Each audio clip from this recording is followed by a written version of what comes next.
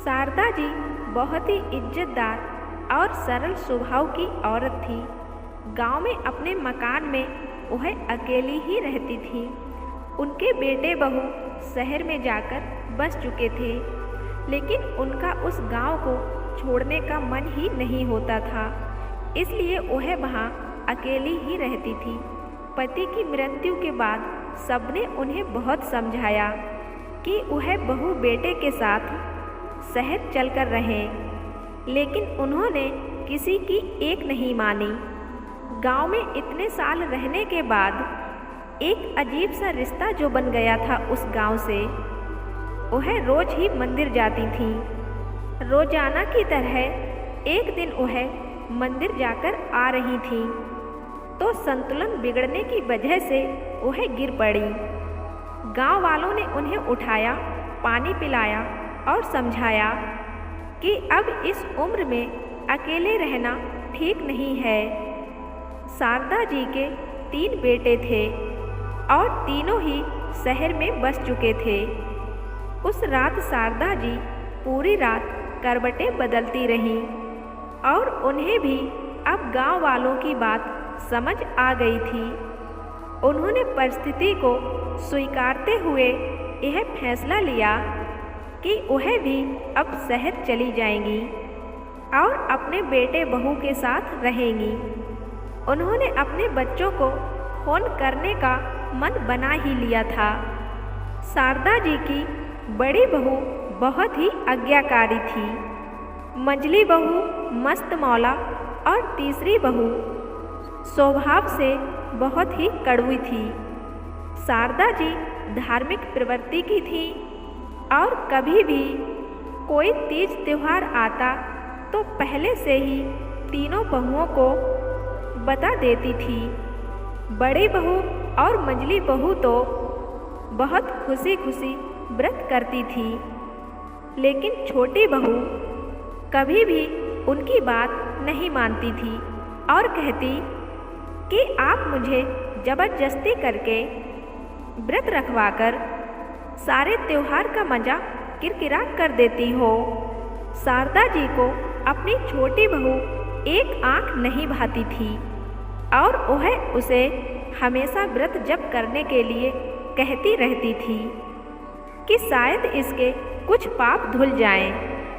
दोनों की किसी न किसी बात पर रोज बहस हो ही जाती थी।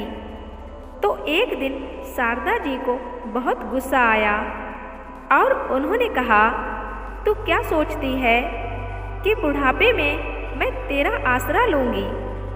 मर जाऊँगी पर तेरे पास कभी नहीं आऊँगी। यही सब सोचते हुए जो उन्होंने अपनी छोटी बहू को बोला था, तो शारदा जी ने बड़ी आस के साथ सबसे पहला फ़ोन अपनी बड़ी बहू को लगाया और बोली, मैं गिर गई हूँ और आजकल ऐसा कई बार हो गया है, तो मैं सोच रही थी कि तुम्हारे पास आ जाऊं। बड़ी बहू ने उनकी बात सुनते ही कहा, अभी नवरात्र चल रहे हैं, मंजी और मैं नवरात्रों में नंगे पांव रहती हूँ और किसी का छुआ भी नहीं खाती हूँ, तो अभी आप आने के लिए रहने दीजिए। फिर शारदा जी ने मंझली बहू को फ़ोन किया, लेकिन मंझली बहू ने भी कोई बहाना बनाकर उन्हें टहला दिया। अब शारदा जी सोचने लगी कि जब बड़ी बहू और मंझली बहू ने ऐसा जवाब दे दिया तो फिर छोटी बहू से क्या ही उम्मीद लगानी। वो तो पहले से ही स्वभाव की कड़वी है। ऐसी ही सोच शारदा जी अपने आने वाले कठिन समय की कल्पना कर ही रही थी कि अचानक से फ़ोन की घंटी बजी। फ़ोन उठाते ही शारदा जी समझ गई कि कड़वी बहू है। कड़वी बहू ने फ़ोन उठाते ही बोलना शुरू कर दिया, गिर गई ना आपने तो बताया नहीं, लेकिन मैंने भी अपने जासूस छोड़ रखे हैं। आज आपके नाती को भेज रही हूँ आपको लेने के लिए। उसके साथ आ जाना, आप ज़्यादा अब नखरे मत दिखाना।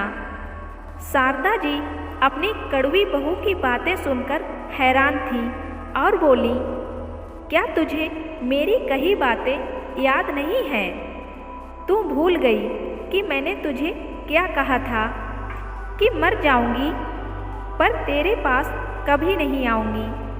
हाँ हाँ, सब याद है, भूलूंगी नहीं कभी आपके कहे हुए वो शब्द। लेकिन आप मुझे नहीं जानती, मैंने तभी यह व्रत लिया था कि इस बुढ़िया को मरने नहीं देना है, और आज से मेरा व्रत शुरू हो गया है। यह कहते हुए कड़वी बहू ने फोन काट दिया और अपने बेटे को शारदा जी को लेने भेज दिया। जब शारदा जी अपने नाती के साथ कड़वी बहू के यहाँ पहुँची तो कड़वी बहू ने अपनी सास को देखकर उनका बहुत ही अच्छे से स्वागत किया और उनकी खूब ही खुशामद करने लगी। अब शारदा जी अपनी कड़वी बहू के व्यवहार से बहुत ही हैरान थी कि यह कैसी कड़वी बहू है। इसको आज तक मैं समझ नहीं पाई कि यह तो सिर्फ दिखने में ही कड़वी है, लेकिन इसका स्वभाव अंदर से, इसका दिल बहुत ही साफ है। अब शारदा जी मन ही मन सोच रही थी कि आखिर मैं ही गलत थी कि अपनी छोटी बहू को कभी समझ नहीं पाई, और ना ही मैंने उसे कभी भी एक सास का प्यार दिया। कभी कभी ऐसा होता है कि जो लोग बाहर से जैसे दिखते हैं वह अंदर से वैसे नहीं होते हैं। उनको जांच पाना बड़ा ही मुश्किल होता है। तो किसी के बारे में बिना जाने समझे उसको गलत कहना व्यर्थ होता है। किसी का व्यवहार अगर कड़वा है तो अंदर से वह उतना ही मीठा होता है।